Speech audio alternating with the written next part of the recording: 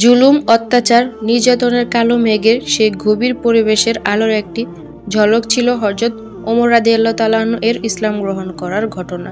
হযরত হামজা রাদিয়াল্লাহু তাআলা আনহু এর ইসলাম গ্রহণের ৩ দিন পর নবুয়তের ৬ষ্ঠ বছরে জিলকদ মাসে এ ঘটনা ঘটেছিলেন। রাসূল সাল্লাল্লাহু আলাইহি সাল্লাম তার ইসলাম গ্রহণের জন্য দোয়া করেছিলেন। নবী করিম সাল্লাল্লাহু আলাইহি সাল্লাম যে দোয়া করেছিলেন, হে আল্লাহ, ওমর ইবনে খাত্তাব এবং আবু জাহেলের মধ্যে তোমার কাছে যে ব্যক্তি বেশি পছন্দনীয় তাকে তুমি ইসলাম গ্রহণের সুযোগ দাও এবং তার দ্বারা ইসলামের শক্তি বৃদ্ধি করো। আল্লাহ তাআলা এ দোয়া কবুল করেন এবং হযরত ওমর ইসলাম গ্রহণ করেন। উল্লেখিত দুজনের মধ্যে আল্লাহর কাছে হযরত ওমর রাদিয়াল্লাহু তাআলা আনহু ছিলেন অধিক প্রিয়। হযরত ওমর রাদিয়াল্লাহু তাআলা আনহু এর ইসলাম গ্রহণের সম্পর্কিত সকল বর্ণনার উপর দৃষ্টি নিক্ষেপ এর বিচারে প্রমাণিত হয় যে তার মনের পর্যাপ্ত কমে ইসলামের জায়গা করে নিয়েছিলেন। হযরত ওমর রাদিয়াল্লাহু তাআলা আনহু তার রুক্ষ মেজাজ এবং কঠোর স্বভাবের জন্য পরিচিত ছিলেন। দীর্ঘকাল যাবৎ মুসলমানরা তার হাতে নানাভাবে নির্যাতন ভোগ করেন। মনে হয় তার মধ্যে বিপরীতধর্মী স্বভাবের সমন্বয় বাধিত হয়েছিল। এদিকে তিনি ছিলেন পিতামাতা আবিষ্কৃত রুসম ও রেওয়াজের প্রতি শ্রদ্ধাশীল ছিলেন। খেলাধুলার প্রতিও তার যথেষ্ট আগ্রহ ছিল। অন্যদিকে ঈমান আকীদার প্রতি মুসলমানদের দৃঢ়তা এবং অত্যাচারের নির্যাতনের মুখেও মুসলমানদের ধৈর্য সহনশীলতার তিনি আগ্রহের দৃষ্টিতে দেখেন। একবার হযরত ওমরকে ঘরের বাইরে দিন কাটাতে হয়েছিল। তিনি হারেম শরীফে ভ্রমণ করেন এবং কাবা ঘরের পর্দার ভিতরে প্রবেশ করেন। নবী করিম সাল্লাল্লাহু আলাইহি সাল্লাম সে সময় নামাজ আদায় করছিলেন। তিনি সূরা আল হাক্কা তেলাওয়াত করেছিলেন। হযরত ওমর রাদিয়াল্লাহু তাআলা আনহু কুরআন শুনতে লাগলেন এবং কুরআনের রচনা শীলতে মুগ্ধ ও অভিভূত হলেন। মনে মনে বললেন, এই ব্যক্তি দেখছি কবি, কুরাইশদের কথাই ঠিক। এমন সময় রাসূল সাল্লাল্লাহু আলাইহি সাল্লাম তেলাওয়াত করলেন, নিশ্চয় এই কুরআন এক সম্মানিত রাসূলের কাছে বহন করে আনা বার্তা। এটা কোনো কবির রচনা নয়। তোমরা অল্পই বিশ্বাস করো। হযরত ওমর রাদিয়াল্লাহু তাআলা আনহু বললেন, আমি মনে মনে বললাম, এই ব্যক্তি তো দেখছি জ্যোতিষী।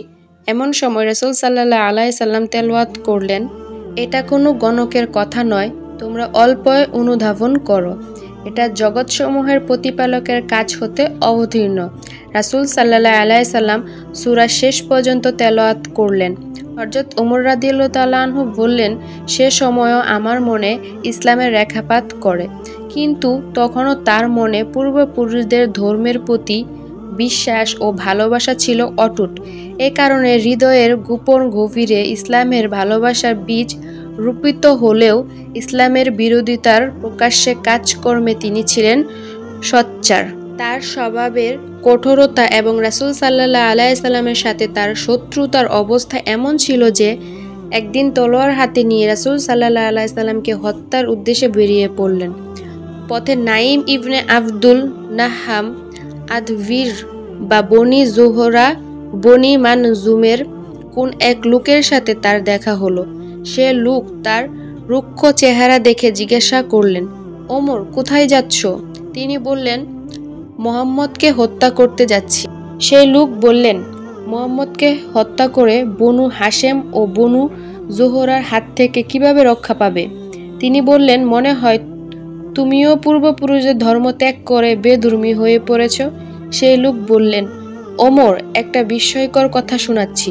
তোমার বোন ও ভগ্নিপতিও তোমাদের দিন ছেড়ে বেধর্মী হয়ে গেছে।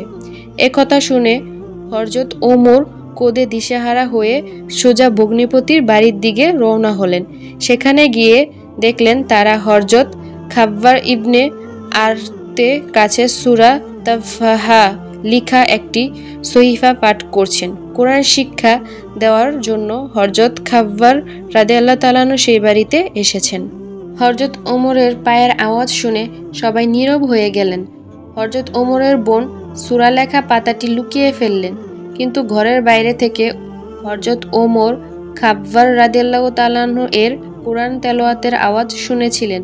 তাই তিনি জিজ্ঞাসা করলেন, কিসের আওয়াজ শুনেছিলাম? তারা বললেন, কই কিছু না তো।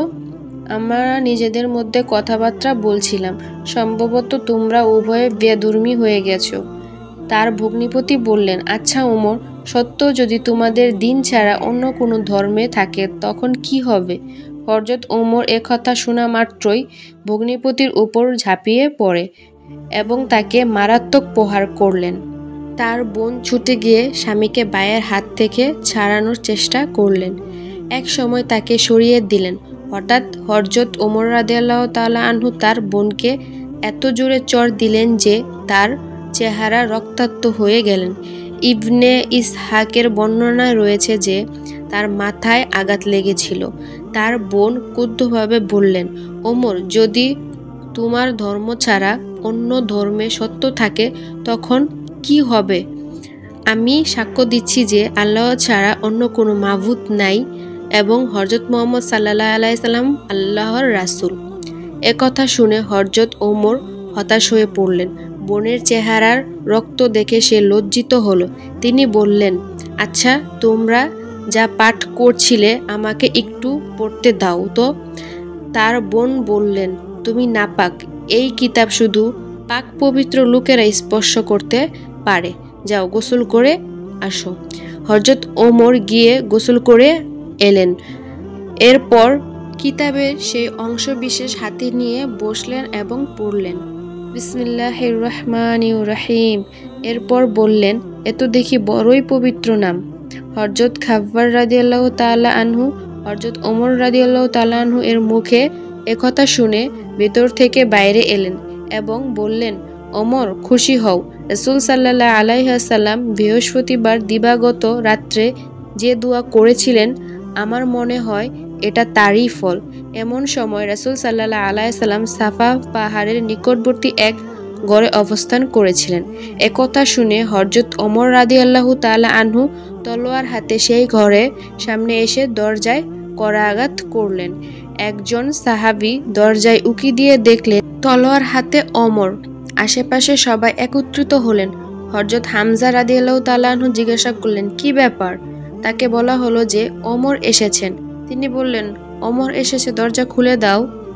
যদি ভালোর জন্য এসে থাকে তবে ভালোই পাবে, আর যদি খারাপ উদ্দেশ্যে এসে থাকে তবে তার তলোয়ার দিয়ে আমরা তাকে শেষ করে দেব। এদিকে রাসূল সাল্লাল্লাহু আলাইহি সাল্লাম ভেতরে ছিলেন। তার উপর ওহী নাজিল হচ্ছিল।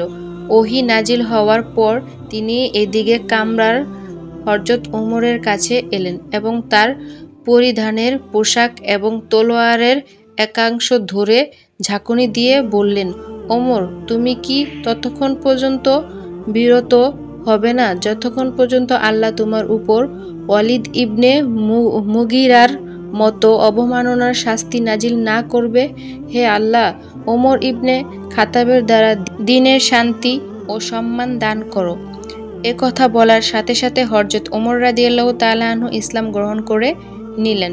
আমি সাক্ষ্য দিচ্ছি যে নিশ্চয় আল্লাহর কোনো মাবুদ নেই এবং আপনি আল্লাহর রাসূল। একথা শুনে ঘরের ভেতরে যারা ছিলেন তারা এত জোরে আল্লাহু আকবার ধ্বনি দিলেন যে কাবা ঘরের মধ্যে যারা ছিলেন তারাও আওয়াজ শুনতে পেল। আরবের কেউ তার মোকাবেলা করার সাহস পেল না।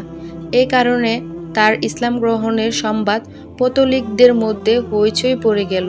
তারা মারাত্মক সংকট ও অবমাননার সম্মুখীন হলো। অন্যদিকে তার ইসলাম গ্রহণের ফলে মুসলমানদের গৌরব, শান্তি, মর্যাদা, সাফল্য, আনন্দ বেড়ে গেল। ইবনে ইসহাক তার সনদে হযরত ওমর রাদিয়াল্লাহু তাআলা আনহু এর বর্ণনা করেছেন যে আমি যখন মুসলমান হলাম তখন ভাবলাম মক্কায় রাসূল সাল্লাল্লাহু আলাইহি সাল্লাম এর সবচেয়ে বড় শত্রুকে। এরপর মনে মনে বললাম সে হচ্ছে আবু জাহেল। এরপর আমি আবু জাহেলের বাড়িতে গেলাম। ঘরের দরজায় করাঘাত করলে আবু জাহেল বেরিয়ে এলো।